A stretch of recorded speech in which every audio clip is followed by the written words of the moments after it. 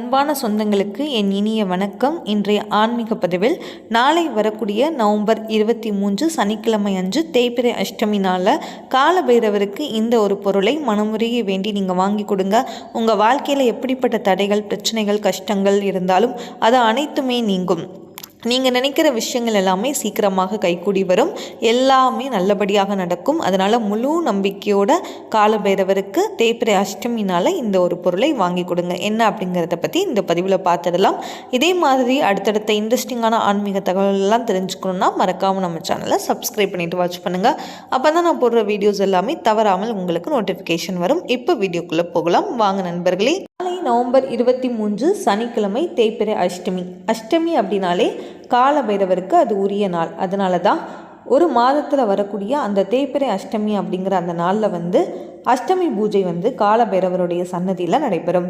அந்த காலபைரவருடைய சன்னதியில் நடைபெறக்கூடிய அந்த அஷ்டமி பூஜையில் நீங்கள் கலந்துக்கோங்க. கண்டிப்பாக உங்கள் வாழ்க்கையில் பெரிய மாற்றத்தை நிச்சயமாக ஏற்படுத்தும். அப்படி நீங்கள் கோவிலுக்கு செல்லும்போது அவருக்கு அபிஷேகத்திற்கு தேவையான பொருட்களை நீங்கள் வாங்கி கொண்டு செல்லலாம்.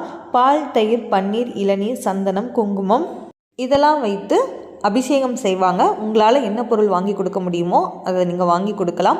அதே மாதிரி காலபைரவருக்கு உரிதான, அவருக்கு ரொம்ப பிடித்தமான செவ்வரளி மலர் மாலை வாங்கி கொண்டு இந்த தேய்பிறை அஷ்டமி நாளில் கொடுக்கறது ரொம்ப ரொம்ப நல்லது. இதே மாதிரி மாதத்துக்கு ஒரு முறை வரக்கூடிய அந்த தேய்பிறை அஷ்டமி நாளில் செவ்வரளி மலர் வாங்கி கொடுங்க. உங்கள் வாழ்க்கையில் தீராத எந்த விதமான பிரச்சனைகளாக இருந்தாலும், தோஷங்களாக இருந்தாலும் அது படிப்படியாக குறையும். கர்ம பாவ வினைகள் எல்லாமே படிப்படியாக நீங்கும். நம்ம வாழ்க்கையில் எல்லா மங்களங்களும் சந்தோஷங்களும் நிச்சயமாக கைக்கூடி வரும். முழு நம்பிக்கையோடு செஞ்சு பாருங்கள். அதற்கான பலன் நிச்சயமாக நமக்கு கிடைக்கும். காலபைரவரை நம்பி நாளைக்கு தேய்பிறை அஷ்டமி நாளில் கண்டிப்பாக அந்த அஷ்டமி பூஜையில் கலந்துக்கோங்க. கண்டிப்பாக வாழ்க்கையில் எல்லா விதமான சந்தோஷங்களும் கிடைக்கும்.